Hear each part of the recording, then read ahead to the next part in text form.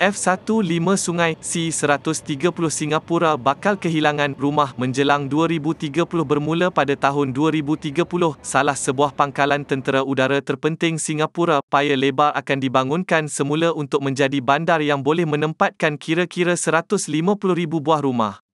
Mula dibuka ketika zaman British pada 1955 sebagai lapangan terbang antarabangsa Singapura sebelum ia diserahkan kepada Angkatan Tentera Singapura pada 1981 dan dinamakan sebagai Pangkalan Udara Paya Lebar apabila lapangan terbang antarabangsa Changi mula beroperasi pada ketika ini. Pangkalan Udara Paya Lebar menjadi rumah kepada beberapa skuadron pesawat milik Tentera Udara Singapura seperti C-130 Hercules dan F-15SG Striker Eagles.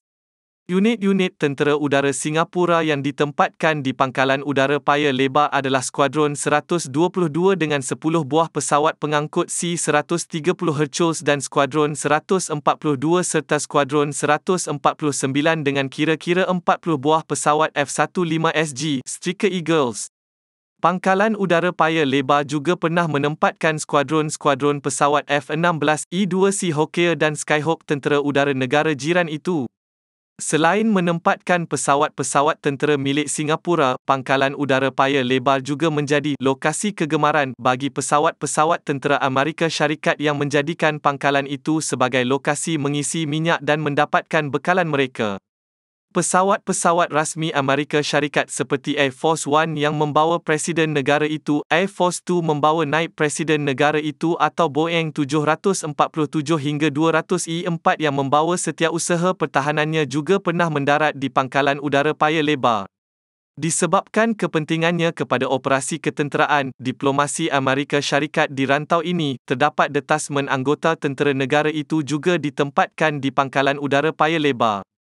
Di dalam tempoh kira-kira 8 tahun sehingga tahun 2030, pesawat-pesawat tentera dan segala aset milik Angkatan Tentera Singapura yang kini ditempatkan di Paya Lebar akan dipindahkan ke pangkalan udaranya yang lain seperti Changi, Timur dan Tengah. Kerajaan Singapura juga bertindak membesarkan pangkalan-pangkalan udaranya yang lain iaitu Changi, Timur dan Tengah untuk menampung aset-aset tentera yang dipindahkan daripada Pangkalan Udara Paya Lebar. Pangkalan Udara Tengah akan mempunyai landasan tambahan bagi menampung pertambahan operasinya, manakala kubu-kubu diperkukuh Hardened Shelter untuk menempatkan pesawat pejuang juga akan ditambah. Pangkalan Udara Changi, Timur itu terletak berhampiran dengan lapangan terbang antarabangsa Changi serta Pangkalan Tentera Laut Changi. Pangkalan Udara Changi, Timur yang menempatkan skuadron-skuadron pesawat pejuang F-16 dianggap amat strategik kerana ia memberikan laluan paling singkat bagi pesawat yang mahu ke Laut China Selatan berbanding Pangkalan Udara Tengah dan Paya Lebar. Pembangunan semula Pangkalan Udara Paya Lebar merupakan dilema bagi sebuah negara kecil kekurangan tanah seperti Singapura dan lain-lain negara di dunia yang terpaksa menseimbangkan keperluan di antara keselamatan dan pertahanan dengan pembangunan ekonomi. Kita juga tidak terkecuali, dengan pembangunan ekonomi juga, semakin menghampiri Pangkalan Udara Butterworth dan Pangkalan Udara Subang yang menempatkan aset-aset penting Tentera Udara Diraja Malaysia (TUDM), manakala Pangkalan Udara Sungai Besi sudah tidak lagi beroperasi. Apa yang dialami oleh Pangkalan Udara Paya Lebar dan Singapura itu bukan unik kepada Republik Terbabit, tetapi juga Malaysia apabila ekonomi semakin pesat membangun.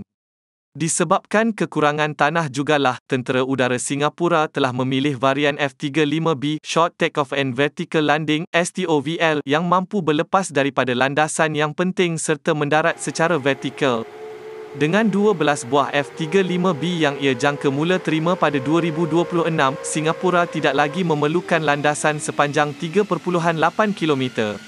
Landasan kapal terbang sepanjang 3.8 km di Pangkalan Udara Paya Lebar itu kelak akan dijadikan tulang belakang kepada pembangunan baharu itu, pusat komuniti atau hutan bandar.